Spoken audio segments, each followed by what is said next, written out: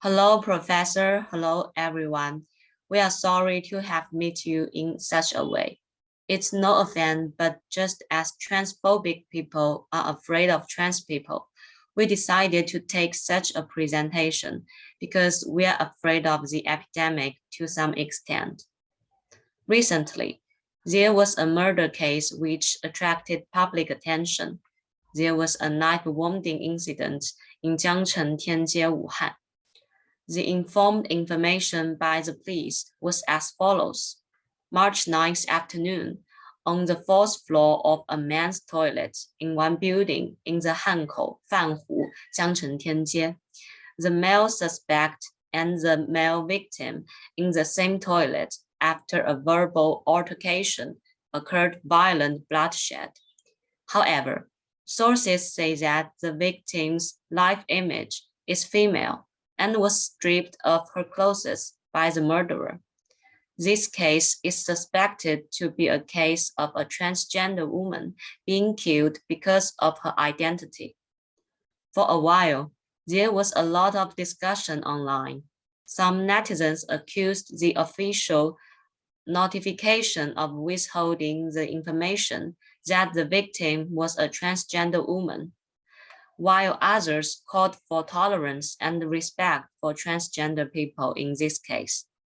In addition, there were also opinions that it was still too early to conclude that the victim was transgender. It is not our intention to explore the truth of this incident, since much information is difficult to verify. What we want to bring up here is the concept of transgender and transphobia. Transgender, often shortened as trans, is also an umbrella term. In addition to including people whose gender identity is the opposite of their assigned sex, trans men and trans women, it may also include people who are non-binary or gender queer. Other definitions of transgender also include people who belong to a third gender, or else conceptualize transgender people as a third gender. The term transgender may be defined very broadly to include cross-dressers. Accordingly, transphobia is a collection of ideas and phenomena that encompass a range of negative attitudes, feelings, or actions towards transgender people or transness in general. Transphobia can include fear, aversion, hatred, violence, anger, or discomfort felt or expressed towards people who do not conform to social gender expectations. It is often expressed alongside homophobic views and hence is often considered an aspect of homophobia. Transphobia is a type of prejudice and discrimination, similar to racism and sexism, and transgender people of color are often subjected to all three forms of discrimination at once. A 2017 survey report on the current situation of transgender communities in many countries showed that transgender communities today show high demand and low satisfaction in hormone therapy and surgery. For example, their needs for hormone therapy and surgery cannot be fully met, which is related to the current lack of medical treatment for transgender communities in the world. At the same time, transgender people have low acceptance and support from their families of origin. They suffered domestic violence is very common and they are often isolated. Poor intimate relationships, high rates of school violence and high dropout rates, difficulties in employment, and poor mental health, depression, and self-harming behaviors is also could be observed in their lives. Now take a deep breath and let's move into the Navaja Flat, a place of wild and primitive beauty. The man in the picture with long hair and mantle earrings, Apache, is one of the indigenous people of the Indian tribe.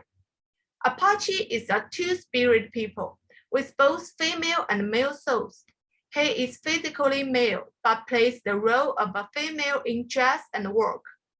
In Indian philosophy, there are four sacred genders: male, female, those who are male outside but female inside, and those who are female outside but male inside. In fact, before the advent of the Western colonial era, many native tribes identified with gender pluralism until the French colonists came to America and found that at least 113 Indiana tribes existed a group between male and female. Barbara, a colonist, let loose dogs to bite 42 spirit people alive, which recorded in his journal. On the plain where all kinds of gender consciousness grow wild, the Western colonizers draw a clear dividing line, with male on the left and female on the right. Everything in the world can be divided into male and female according to their biological sex. When you walk into a clothing store, men's and women's clothes are in different sections. When you walk into a stadium, boys and girls each have different sports activities. As the Western-centered modernization process unfolds globally, the binary gender concept as a cultural appendage has also permeated all corners of the world and all aspects of our lives, so that we take it too much for granted. As a result, many people seem at a loss when dealing with transgender people, and the inertia of having to categorize people into some clear coordinates makes any gender other than male and female seems unacceptable. But if we change the logic, instead of treating male and female as incompatible opposing sides, we treat male and female as the two ends of the scale, with the middle coverage in ambiguous and blurred area where gender can have a wealth of possibilities. The plurality of gender is particularly notable in India's thousands of years of cultural tradition. As many as 20 to 28 genders are depicted in Indian scriptures. And in 2014, the Supreme Court of India recognized a third gender, the first time a modern judicial system has embraced unexpected gender for both men and women. This map marks areas of the world that are multicultural in gender. Transgender people should never be an object of fear. So how do we treat transgender people with an inclusive mindset? This is an issue that requires a concentrated effort for all parts of society.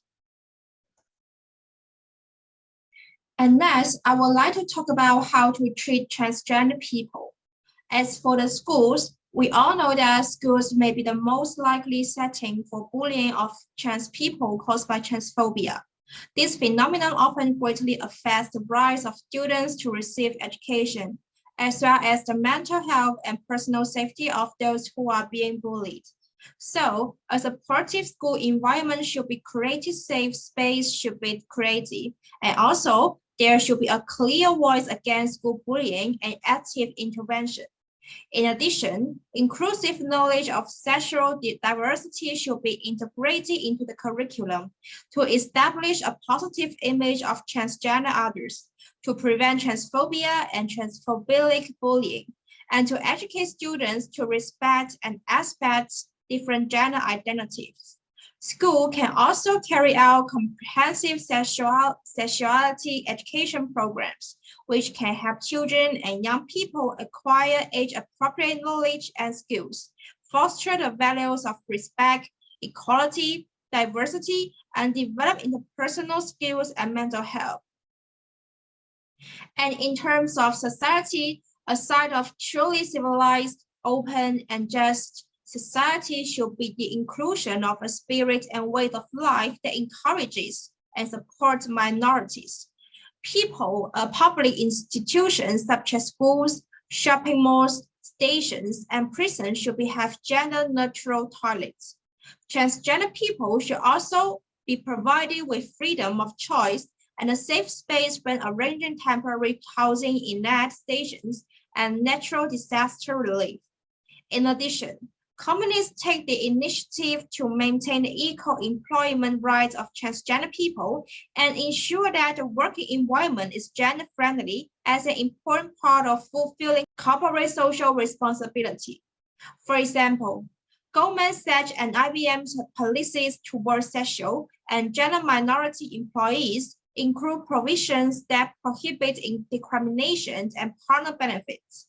These measures will help create an atmosphere of inclusiveness, respect, understanding, mutual assistance, and sharing of the achievement of reform and opening up in a whole society, and promote the overall improvement of the situation of transgender people.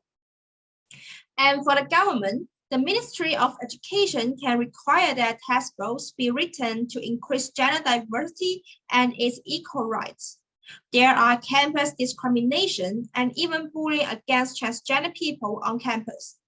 It is urgent for the MPC Standing Committee to issue the Gender Equality Education Law, which prohibits all forms of discrimination against transgender people, especially violence against transgender people, and stipulates that schools the obligation to prevent and suppress such conduct and its legal liability for non-compliance with its obligation. At the same time, in terms of employment, the government can issue relevant policies to ensure that transgender people enjoy equal employment treatment and rights.